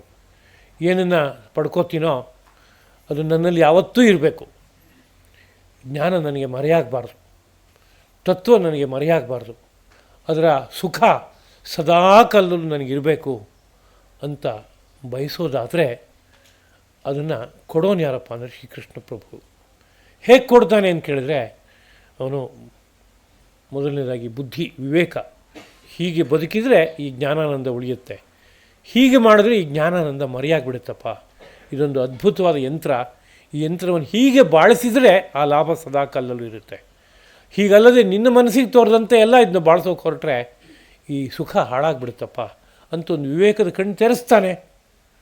ಆ ವಿವೇಕದ ಕಣ್ಣು ತೆರೆಸೋದ್ರ ಜೊತೆಗೆ ಹಾಗೆ ಪುರುಷ ಪ್ರಯತ್ನವನ್ನು ಹೀಗೆ ಮಾಡಬೇಕು ಅನ್ನೋ ಬಗ್ಗೆಯೂ ಬುದ್ಧಿಯನ್ನು ಕೊಡ್ತಾನೆ. ಈ ಶರೀರವಂತರನ್ನು ಹೀಗೆ ಬಾಳಿಸ್ಕೋತ ಹೋಗೋ, ಇದು ವಿಧಿ, ಹೀಗೆ ಹೋಗಬೇಡ, ಇದು ನಿಷೇಧ ಅಂತ ಏನನ್ನು ಬುದ್ಧಿಗೆ ಒಂದು ವಿವೇಕದ ಕಣ್ಣು ತೆರೆಸ್ಕೊಡ್ತಾನೋ ಅದನ್ನು ಕಾರ್ಯರೂಪಕ್ಕೆ ತರೋದಕ್ಕೆ ಬೇಕಾಗುವಂತೆ ಕೈ ಕಾಲುಗಳಲ್ಲಿ ಬಲ ಕೊಡ್ತಾನೆ. ಪುರುಷ ಪ್ರಯತ್ನಕ್ಕೆ ತಳ್ಳಿಕೊಡ್ತಾನೆ. ಅದೇ ರೀತಿಯಲ್ಲಿ ಆ ಪುರುಷ ಪ್ರಯತ್ನ ವ್ಯವಸ್ಥಿತವಾಗಿ ನಡೀಬೇಕಾದ್ರೆ ಈ ಪ್ರಕೃತಿ ಅನುಕೂಲಿಸ್ಕೊಡ್ಬೇಕಾಗತ್ತೆ. ಅದು ಏನದು ಅಂತ ಕೇಳಿದರೆ ದೈವಾನುಕೂಲ್ಯ ಎಂಬುದಾಗಿ ಅದನ್ನು ಕರೀತಾರೆ. ಅಂದರೆ ದೈವ ನಾನಾ ರೀತಿಯಲ್ಲಿ ಇವನು ಏನು ಕಾರ್ಯ ಮಾಡೋಕ್ಕೆ ಹೊರಟ್ಯಾನೋ ಆ ಕಾರ್ಯ ಪೂರ್ಣತೆಯನ್ನು ಪಡೆಯೋಕ್ಕೆ ಬೇಕಾಗುವಂತೆ ಅನುಕೂಲಿಸಬೇಕಾಗತ್ತೆ. ಕಾಲ, ದೇಶ, ದ್ರವ್ಯ ಇವೆಲ್ಲ ಕೂಡಿ ಬರಬೇಕಾಗತ್ತೆ. ಅದಕ್ಕೆ ದೈವಾನುಕೂಲ್ಯ ಎಂಬುದಾಗಿ ಕರೀತಾರೆ. ಅದನ್ನು ಒದಗಿಸ್ಕೊಡ್ತಾನೆ. ಹೀಗಿರೋದ್ರಿಂದ ಅದರ ಮೂಲಕವಾಗಿ ಯೋಗಕ್ಷೇಮದ ಸಿದ್ಧಿ ಉಂಟಾಗುತ್ತೆ ಎಂಬುದಾಗಿ ತಾತ್ಪರ್ಯ. ಆದ್ದರಿಂದ ಲೋಕ ಎಲ್ಲ ಅನನ್ಯವಾದ ಮನಸ್ಸಿನಿಂದ ತತ್ವಮೂರ್ತಿಯಾದ ಪರಮಾತ್ಮನನ್ನು, ತತ್ವಮೂರ್ತಿಯನ್ನು ಭಾವಿಸಬೇಕು. ಅದು ಶ್ರೀಕೃಷ್ಣ ಅನ್ನೋ ನಾಮಧೇಯದಿಂದ ಯಾವುದೋ ಒಂದು ಕಾಲದೇಶಗಳಲ್ಲಿ ವ್ಯಕ್ತವಾದರೆ ಇನ್ನೊಂದು ಕಾಲದೇಶದಲ್ಲಿ ಶ್ರೀರಾಮ ಅನ್ನೋ ನಾಮಧೇಯದಿಂದ ಅಭಿವ್ಯಕ್ತವಾಯಿತು. ಹೀಗೆ ನಾನಾ ರೂಪಗಳಲ್ಲಿ ಅದು ಅಭಿವ್ಯಕ್ತವಾಗುತ್ತೆ. ಅಭಿವ್ಯಕ್ತವಾದ ಕಾಲದೇಶಗಳಿಗೆ ಮಾತ್ರ ಮೀಸಲಾದ ತತ್ವ ಅಲ್ಲ ಅದು. ರಾಮ ಇಂದಿಲ್ಲ ಅಂತಿಲ್ಲ, ಕೃಷ್ಣ ಇಂದಿಲ್ಲ ಅಂತಲ್ಲ ಅಲ್ಲ. ಏಕೆಂದರೆ ಸೃಷ್ಟಿಯಲ್ಲಿ ಸದಾ ಬೆಳಗ್ತಾ ಇರುವ ತತ್ವ, ಆದ್ದರಿಂದ ಎಲ್ಲ ಕಾಲದೇಶಗಳಲ್ಲಿ ಇರುವ ತತ್ವ. ಅಂಥ ತತ್ವವನ್ನು ಅನನ್ಯವಾದ ಮನಸ್ಸು ಬುದ್ಧಿಗಳಿಂದ ಅವಲಂಬಿಸಬೇಕು ಅನ್ನೋದು ತಾತ್ಪರ್ಯ. ಮುಂದಿನ ಮಾತು, ಲೋಕದ ನಡೆ ಹೇಗಿದೆ, ಅದರ ಪರಿಣಾಮ ಏನಾಗುತ್ತೆ, ಆದರ್ಶ ಒಂದು, ಅದರ ಸಾಮಾನ್ಯ ಜೀವಿಗಳ ನಡೆನುಡಿಗಳು ಇನ್ನೊಂದು, ಹೀಗಿರುತ್ತಲ್ಲ ಅನ್ನುವ ಬಗ್ಗೆ ಮುಂದಿನ ಮಾತು. ಯೇ ಚಾಪ್ಯನ್ಯ ದೇವತಾ ಭಕ್ತಾ ಯಜಂತೆ ಶ್ರದ್ಧೆಯಾನ್ವಿತಾ ತೇಪಿ ಮಾಮೇವ ಕೌಂತೆಯ ಯಜಂತ್ಯ ವಿಧಿಪೂರ್ವಕಂ. ಲೋಕದಲ್ಲಿ ನಾನಾ ದೇವತೆಗಳು ಉಪಾಸನೆ ಮಾಡ್ತಾರೆ, ಶ್ರದ್ಧೆಯಿಂದ ಮಾಡೋರಿದ್ದಾರೆ. ಹಾಗಿದ್ದರೂ ಸಹ ಅವರೆಲ್ಲ ನನ್ನನ್ನೇ ಉಪಾಸನೆ ಮಾಡ್ತಾರೆ ಅಂತ ಒಂದು ಸಂದೇಶ. ಕೌಂತೆಯ, ಎಲೆ ಅರ್ಜುನನೇ, ಪಿ ಇನ್ನು ಯಾರು ಅನ್ಯ ದೇವತಾ ಭಕ್ತಾ, ಬೇರೆ ಬೇರೆ ದೇವತೆಗಳಿಗೆ ಭಕ್ತರಾಗಿ ಶ್ರದ್ಧೆಯಾನ್ವಿತಾ, ಶ್ರದ್ಧೆಯಿಂದ ಕೂಡಿದವರಾಗಿ ಯಜಂತೆ ಪೂಜಿಸುತ್ತಾರೋ ಗೌರವಿಸುತ್ತಾರೋ ತೇಪಿ ಅವರೂ ಸಹ ಮಾಮೇವ ನನ್ನನ್ನೇ ಅವಿಧಿಪೂರ್ವಕಂ ಅವಿಧಿಯ ಮೂಲಕ ಅವಿಧಿಪೂರ್ವಕವಾಗಿ ಅಂದರೆ ವಿಧಾನವನ್ನು ಬಿಟ್ಟು ಯಜಂತಿ ನನ್ನನ್ನೇ ಪೂಜಿಸ್ತಾರೆ ಗೌರವಿಸ್ತಾರೆ ಅಂತ. ಅಂದರೆ ನಾನಾ ದೇವತೆಯ ಭಕ್ತರು ಅತ್ಯಂತ ಶ್ರದ್ಧೆಯಿಂದ ಕೂಡಿ ಯಾವ್ಯಾವ ರೀತಿಯಲ್ಲಿ ಪೂಜೆಯನ್ನು ಸಲ್ಲಿಸ್ತಾರೋ ಗೌರವಿಸ್ತಾರೋ ಅವರೆಲ್ಲರೂ ನನ್ನನ್ನೇ ಗೌರವಿಸ್ತಾರೆ, ಆದರೆ ಅಲ್ಲಿ ವಿಧಿ ಮಾತ್ರ ವ್ಯತ್ಯಾಸವಾಗಿದೆ ಅಂತ ಅರ್ಥ. ಅವಿಧಿಪೂರ್ವಕವಾಗಿದೆ ಅಂತ. ಹಾಗಂದ್ರೆ ಏನು ಅಂತ ನಾವು ಗಮನಿಸ್ಕೊಳ್ಳೋಣ. ಅನ್ಯ ದೇವತಾ ಭಕ್ತರು ಅಂದರೆ ಯಾರು ಅಂದರೆ ಲೋಕದಲ್ಲಿ ನಾವು ನೋಡ್ತೇವೆ, ಲೋಕದ ಪ್ರವೃತ್ತಿ ಹೇಗಿದೆ. ಒಬ್ಬೊಬ್ಬರು ಒಂದೊಂದು ದೇವತೆಗಳಿಗೆ ಅಂಟ್ಕೊಂಡಿರ್ತಾರೆ. ಒಬ್ಬ ಕೃಷ್ಣ ದೊಡ್ಡವನು, ಅವನಿಗಿಂತ ದೊಡ್ಡವರು ಇನ್ಯಾರಿದ್ದಾರೆ ಅಂತ ನಿರಂತರವಾಗಿ ಭಾವಿಸ್ತಾ ಇರ್ತಾರೆ. ಒಬ್ಬ ರಾಮನನ್ನು ಭಾವಿಸ್ತಾರೆ. ಹಾಗೆ ಯಾರೋ ಒಬ್ಬರು ನನಗೆ ಸರಸ್ವತಿ ಬೇಕು, ಆಕೆಯ ಅನುಗ್ರಹದಿಂದ ನಾನು ವಿದ್ಯಾ ಜ್ಞಾನ ಎಲ್ಲವನ್ನೂ ಪಡಿಬೇಕು, ಸರಸ್ವತಿಯೇ ನನ್ನ ಆರಾಧ್ಯ ದೇವತೆ, ನಾನು ಶಾರದಾ ಆರಾಧಕ, ಹೀಗೆ ಒಬ್ಬರು ಆಲೋಚನೆ ಮಾಡ್ತಾರೆ. ಇಲ್ಲ, ನನಗೆ ವರಪ್ರದನಾದ ದೇವ ಗಣಪತಿ, ಅವನನ್ನು ಭಾವಿಸ್ತೇನೆ ಅಂತ ಹೋಗ್ತಾರೆ.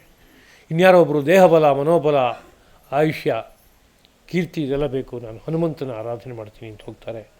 ಒಬ್ಬರು ದುರ್ಗಿ ಬೇಕು ನನಗೆ, ದುರ್ಗಾ ದುರ್ಗತಿ ನಾಶಿನಿ ಎಂದು ಕೊಂಡಾಡಿದ್ದಾರೆ.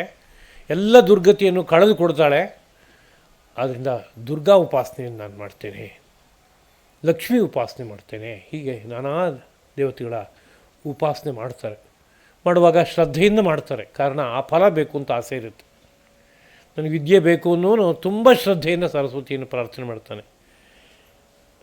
ಸಂಪತ್ತು ಬೇಕು ಅನ್ನುವನು ಲಕ್ಷ್ಮಿಯನ್ನು ಅತ್ಯಂತ ಶ್ರದ್ಧೆಯಿಂದ ಪೂಜಿಸ್ತಾನೆ. ಹೀಗೆ ಕೋಟಿ ಕೋಟಿ ಜನಗಳು ತಮ್ಮ ತಮ್ಮ ಸಂಕಲ್ಪದ ಪೂರ್ತಿಗೋಸ್ಕರವಾಗಿ ನಾನಾ ದೇವತೆಗಳನ್ನು ಶ್ರದ್ಧೆಯಿಂದ ಉಪಾಸನೆ ಮಾಡ್ತಾರೆ.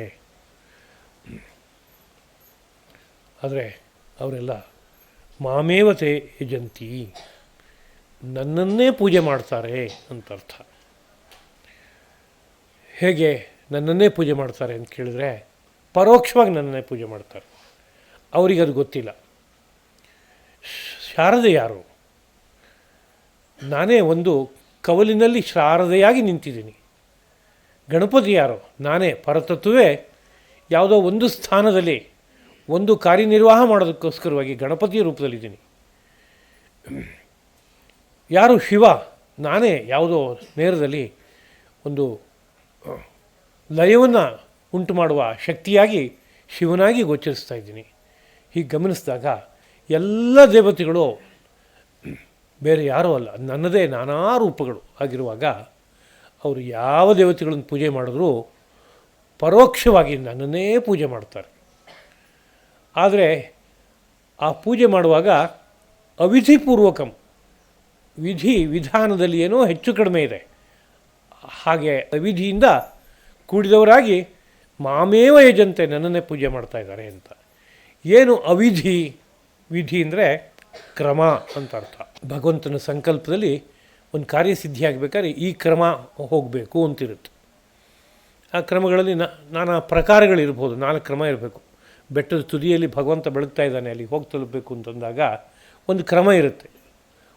ಕ್ರಮ ಅಂದ್ರೇನೋ, ರಸ್ತೆಯಲ್ಲಿ ನಡ್ಕೊಂಡು ಹೋಗು, ಮೆಟ್ಲು ಹತ್ಕೊಂಡು ಹೋಗು, ಇಲ್ಲ ಯಾವುದೋ ಬೇರೆ ವಾಹನ ಇದೆ ಆ ವಾಹನದಲ್ಲಿ ಮೇಲಕ್ಕೆ ಹೋಗು, ಯಾವುದಾದ್ರೂ ಒಂದು ಕ್ರಮವನ್ನು ಅನುಸರಿಸಬೇಕಾಗತ್ತೆ. ಅಲ್ಲಿ ವಿಧಿವಿಧಾನ ಅನ್ನೋದು ಇರುತ್ತೆ. ಆ ವಿಧಿವಿಧಾನ ಹೆಚ್ಚು ಕಡಿಮೆ ಆದಾಗ ಆ ಕಾರ್ಯ ಪೂರ್ಣ ಫಲಪ್ರದವಾಗಿ ಆಗೋಲ್ಲ. ಈ ಲೋಕದಲ್ಲಿ ಎಲ್ಲ ವಿಷಯಕ್ಕೂ ಗೊತ್ತಿದೆ ನಮಗೆ. ಒಂದು ಅಡುಗೆ ಆಗಬೇಕು ಅಂತಂದರೆ ಅದು ವಿಧಿವಿಧಾನ ಇರುತ್ತೆ. ಅದಕ್ಕೆ ಅಚ್ಚುಕಟ್ಟಾದ ಅಡುಗೆ ಆಗಬೇಕಾದ್ರೆ ಅಕ್ಕಿ ಪಾತ್ರೆಗೆ ಹಾಕಿ ಅರ್ಧ ಗಂಟೆ ಬಿಟ್ಟು ನೀರು ಹಾಕ್ತಿದ್ದೀನಿ ಅಂತ ಹೇಳಿದರೆ ವಿಧಿ ಕೆಟ್ಟೋಯ್ತು ಅಂತ ಅರ್ಥ. ಆಗ ಆಗುವ ಪದಾರ್ಥ ಬೇರೆ ತರಹ ಆಗಿಬಿಡುತ್ತೆ ಅದು. ಹಾಗೆ ಅಕ್ಕಿ ಇಟ್ಟು ನೀರು ಹಾಕಿದ್ದೀನಿ, ಒಲೆ ಹಚ್ಚೋದು 1 ಗಂಟೆ ಬಿಟ್ಟು, ಅಂತಂದರೆ ಆಗಿನ ಪಾಕ ಬೇರೆ ಆಗುತ್ತೆ. ಅದು ಇಲ್ಲ, ಒಲೆ ಹಚ್ಚಿ ಇಟ್ಟಿದ್ದೀನಿ, ನೀರು ಕುದೀತಾ ಇದೆ, ಅಕ್ಕಿ ಒಂದು ಹಾಕಿಲ್ಲ, ಆಗಲ್ಲ. ಅಲ್ಲೆಲ್ಲ ಕ್ರಮ ಇದೆ. ಆ ಕ್ರಮವನ್ನು ಅನುಸರಿಸಿದರೆ ಸುಪಕ್ವಾದ ಅನ್ನ ಸಿದ್ಧವಾಗುತ್ತೆ. ಹಾಗೆ ಎಲ್ಲ ಕಾರ್ಯಗಳು ಸಿದ್ಧವಾಗಬೇಕಾದ್ರೆ ಅಲ್ಲೊಂದು ವಿಧಿ ವಿಧಾನ ಎಂಬುದು ಉಂಟು. ಅದು ಸೃಷ್ಟಿಯ ನೀತಿ, ಸೃಷ್ಟೀಶನ ಚಿಂತನೆ. ಅದನ್ನು ಅನುಸರಿಸಿ ನಾವು ಹೋಗಬೇಕಾಗುತ್ತೆ. ಸೃಷ್ಟೀಶನ ಚಿಂತನೆ ಅಂದರೆ ಇದನ್ನು ಹೀಗೆ ಸೇರಿಸಿದ್ರೆ ಹೀಗಾಗುತ್ತೆ ಅಂತ ಆ ನೀತಿಯನ್ನು ನಾವು ತಂದವರಲ್ಲ, ಅದು ಭಗವಂತ ಮಾಡಿಕೊಟ್ಟಿರೋ ನೀತಿ. ಆದ್ದರಿಂದ ಅದಕ್ಕೆ ವಿಧಿ ಎಂಬುದಾಗಿ ಕರೀತಾರೆ. ಬ್ರಹ್ಮನಿಗೆ ವಿಧಿ ಅಂತ ಹೆಸರು, ಬ್ರಹ್ಮನ ಶಾಸನಕ್ಕೂ ವಿಧಿ ಅಂತ ಹೆಸರು. ಆ ವಿಧಿಯನ್ನು ಅನುಸರಿಸಿ ಹೋಗಬೇಕು ಅಂತ. ಇಲ್ಲಿ ಏನು ನಾನಾ ದೇವತೆಗಳನ್ನು ಉಪಾಸನೆ ಮಾಡ್ತಾರಲ್ಲ, ಅವರು ಏನು ತಪ್ಪು ಮಾಡ್ತಾರೆ? ಅವರು ಪೂಜೆ ಮಾಡಬೇಕಾದ್ರೆ ಷೋಡಶೋಪಚಾರ ಪೂಜೆಯಲ್ಲಿ ಮೊದಲು ಮಾಡಬೇಕಾದ್ದನ್ನು ಕೊನೆಯಲ್ಲಿ ಮಾಡಬೇಕಾದ್ದನ್ನು ಮೊದಲು ಮಾಡಿದ್ರೆ ಅಯ್ಯೋ ತಪ್ಪು ಅಂತ ಹೇಳ್ಬೋದು. ಆವಾಹನೆ ಮಾಡಬೇಕು.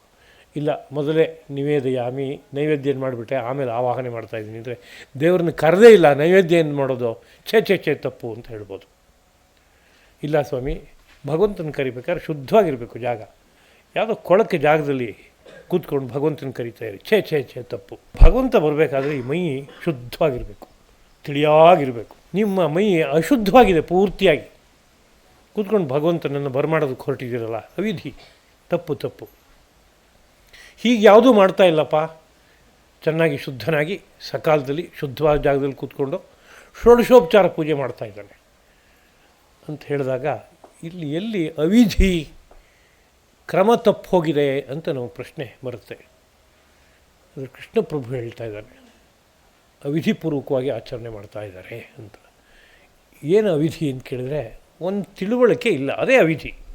ಏನು ತಿಳುವಳಿಕೆ ಇಲ್ಲ ಅಂತ ಕೇಳಿದರೆ ಈ ಎಲ್ಲ ಪೂಜೆಯು ನೇರವಾಗಿ ಕೃಷ್ಣನಿಗೇ ಹೋಗಿ ತಲುಪ್ತಾ ಇದೆ ಅನ್ನೋ ಬಗ್ಗೆ ತಿಳುವಳಿಕೆ ಇಟ್ಕೊಂಡಿಲ್ಲ. ಇವ್ರನ್ನ ಸರಸ್ವತಿ ಉಪಾಸನೆ ಮಾಡ್ತಾಯಿದ್ದೀನಿ ಅಂತಂದಾಗ ಯಾರೋ ಒಬ್ಬ ಕೃಷ್ಣನ ಉಪಾಸನೆ ಮಾಡ್ತಾಯಿದ್ದೀನಿ, ನೀವು ಕೃಷ್ಣನ ಉಪಾಸನೆ ಮಾಡ್ತೀರಾ, ಅಯ್ಯೋ ಪಾಪ ಅಂತ ಅನ್ಕೋತಾನೆ. ಅಂದರೆ ಇವನಿಗೆ ಕೃಷ್ಣನ ಉಪಾಸನೆಯು ಸರಸ್ವತಿ ಉಪಾಸನೆಯು ಒಂದೇ ಕಡೆ ಹೋಗಿ ತಲುಪುತ್ತೆ ಅನ್ನೋ ತಿಳುವಳಿಕೆ ಇಲ್ಲ. ಆಗ ಒಂದು ಅಪಚಾರ ಮಾಡಿದಾಗೆ ಆಗುತ್ತಲ್ಲ ಅದು. ಅದರಿಂದ ಯದೇವ ವಿದ್ಯೆಯಾ ಕರೋತಿ ಶ್ರದ್ಧೆಯ ಉಪನಿಷದ ತದೇವ ವೀರ್ಯವತ್ತರಂ ಭವತಿ. ಉಪನಿಷದ್ ಮಾತು. ಯಾವುದನ್ನು ಅರಿತು ಆಚರಿಸುತ್ತಾನೋ, ಶ್ರದ್ಧೆಯಿಂದ ಆಚರಿಸುತ್ತಾನೋ, ಏಕಾಂತವಾಗಿ ಆಚರಿಸ್ತಾನೋ ಅದು ವೀರ್ಯವತ್ತರವಾದ ಕಾರ್ಯವಾಗುತ್ತೆ, ವಿಶೇಷವಾದ ಫಲವನ್ನು ಕೊಡುತ್ತೆ ಅಂತ. ಅರಿತು ಆಚರಿಸಬೇಕು ಅನ್ನೋ ಒಂದು ವಿಷಯ ಇದೆಯಲ್ಲ, ಅದು ಕೈ ಬಿಟ್ಟು ಹೋಯಿತು ಅಂದರೆ ಕ್ರಮ ತಪ್ಪೋಗಿದೆ ಅಂತಲೇ ಅರ್ಥ. ಅದಕ್ಕೆ ಹೀಗೆ ಅನೇಕ ಕಾರಣಗಳಿಂದ ತಪ್ಪು ಘಟಿಸ್ಬಿಡುತ್ತೆ. ತಪ್ಪಿದೆ ಅನ್ನೋದೇ ಅರ್ಥ ಆಗಲ್ಲ. ಯಾರೋ ದೊಡ್ಡವರು ಜ್ಞಾಪಿಸಿದ್ರೆ ಆಗ ಗೊತ್ತಾಗುತ್ತೆ ಅಷ್ಟೇ, ಹೌದು ಈ ವಿಷಯದಲ್ಲಿ ನನಗೆ ತಿಳುವಳಿಕೆ ಇರಲಿಲ್ಲ ಅಂತ. ಬಾಯಿನಲ್ಲಿ ಎಷ್ಟೋ ಸಂದರ್ಭದಲ್ಲಿ ಮಾತನ್ನು ಹೇಳೋದುಂಟು, ಆದರೆ ಮತಿಗೆ ಪೂರ್ತಿ ಅದು ಬಂದಿರುತ್ತಾ ಅಂದರೆ ಬಂದಿರೋಲ್ಲ. ನಾವು ಪ್ರಸಿದ್ಧವಾದ ಒಂದು ಮಾತನ್ನು ಕೇಳ್ತೀವಿ, ಆಕಾಶಾತ್ ಪತಿತಂ ತೋಯಂ ಯಥಾ ಗಚ್ಚತಿ ಸಾಗರಂ ಸರ್ವದೇವ ನಮಸ್ಕಾರ ಕೇಶವಂ ಪ್ರತಿ ಗಚ್ಚತಿ ಅಂತ ಮಾತು. ಆಕಾಶಾತ್ ಪತಿತಂ ತೋಯಂ, ಆಕಾಶದಿಂದ ಬೀಳುವ ಮಳೆಯ ನೀರು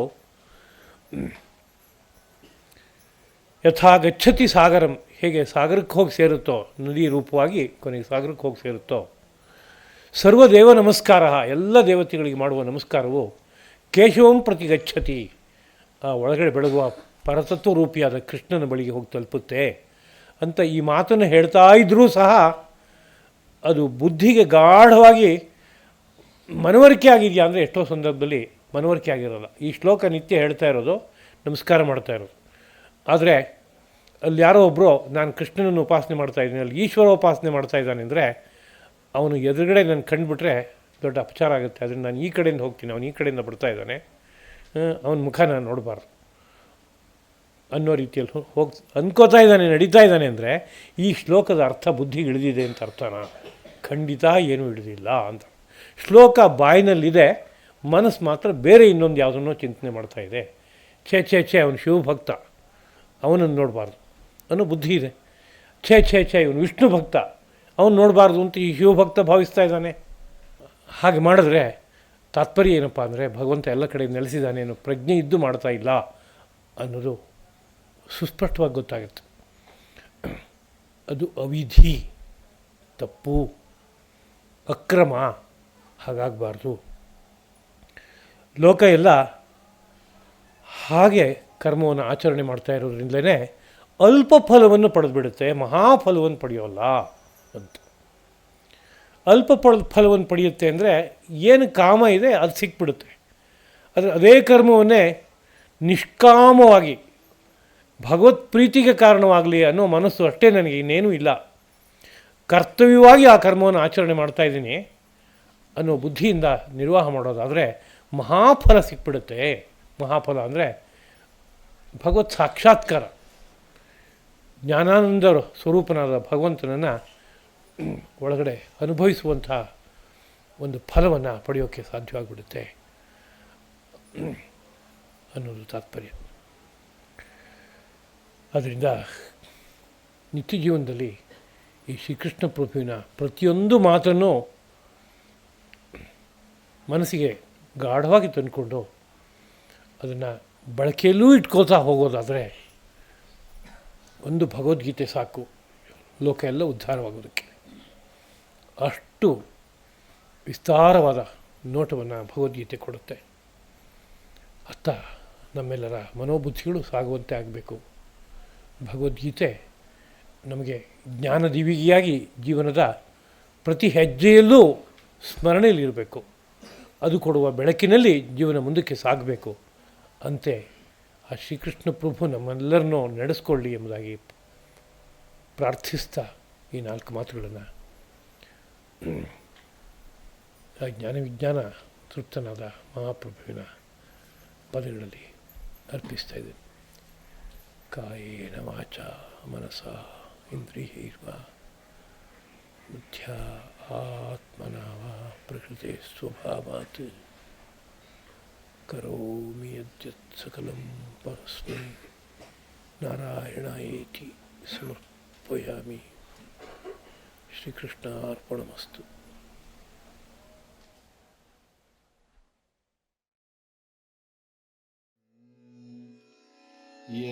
ಎಚ್ಚರದಲ್ಲಿ ನಡೆ ಮನವೇ ಮುದ್ದು ಅಚ್ಯುತದಾಸರ ಒಡನಾಡೋ ಮನವೇ. ಎಚ್ಚರದಲ್ಲಿ ನಡೆ ಮನವೇ ಮುದ್ದು ಅಚ್ಯುತದಾಸರ ಒಡನಾಡೋ ಮನವೇ. ಎಚ್ಚರದಲ್ಲಿ ನಡೆ ಮನವೇ. ಅನ್ನದಾನವ ಮಾಡುವುದಿಲ್ಲಿ ಮೃಷ್ಟಾನ್ನವ ತಂದು ಬಡಿಸುವರಲ್ಲಿ. ಅನ್ನದಾನವ ಮಾಡುವುದಿಲ್ಲಿ ಮೃಷ್ಟಾನ್ನವ ತಂದು ಬಡಿಸುವರಲ್ಲಿ. ಅನ್ಯಾಯವ ಮಾಡುವುದಿಲ್ಲಿ ನಿನ್ನ ಬೆನ್ನ ಚರ್ಮವ ಸೀಳಿ ತಿನಿಸುವರಲ್ಲಿ. ಅನ್ಯಾಯವ ಮಾಡುವುದಿಲ್ಲಿ ನಿನ್ನ ಬೆನ್ನ ಚರ್ಮವ ಸೀಳಿ ತಿನಿಸುವರಲ್ಲಿ. ಎಚ್ಚರದಲ್ಲಿ ನಡೆ ಮನವೇ. ತಂದೆ ತಾಯಿಗಳ ಪೂಜಿಪೋದಿಲ್ಲಿ ದೇವೇಂದ್ರನ ಸಭೆಯನು ತೋರುವರಲ್ಲಿ. ತಂದೆ ತಾಯಿಗಳ ಪೂಜಿಪೋದಿಲ್ಲಿ ದೇವೇಂದ್ರನ ಸಭೆಯನು ತೋರುವರಲ್ಲಿ. ತಂದೆ ತಾಯಿಗಳ ಬೈಯುವುದಿಲ್ಲಿ ನಿನ್ನ ಹುಲ್ಲುದೊಂದೆಯ ಕಟ್ಟಿ ಸುಡಿಸುವರಲ್ಲಿ. ತಂದೆ ತಾಯಿಗಳ ಬೈಯುವುದಿಲ್ಲಿ ನಿನ್ನ ಹುಲ್ಲುದೊಂದೆಯ ಕಟ್ಟಿ ಸುಡಿಸುವರಲ್ಲಿ ಎಚ್ಚರದಲ್ಲಿ ನಡೆ ಮನವೇ.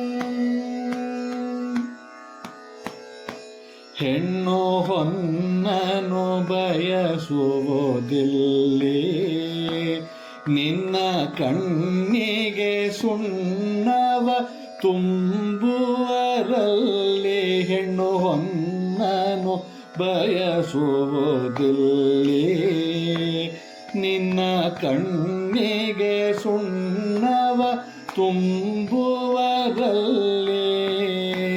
ಕನ್ಯಾದಾನವ ಮಾಡುವುದಿಲ್ಲಿ ನಮ್ಮ ಪುರಂದರ ವಿಠಲನು ಒಲಿಯುವನಲ್ಲಿ.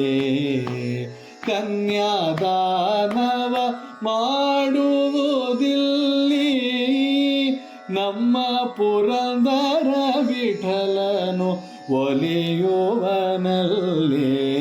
ಎಚ್ಚರದಲ್ಲಿ ನಡೆ ಮನವೇ ಮುದ್ದುವ ಚ್ಯುತದಾಸರ ಒಡನಾಡೋ ಮನವೇ. ಎಚ್ಚರದಲ್ಲಿ ನಡೆ ಮನವೇ.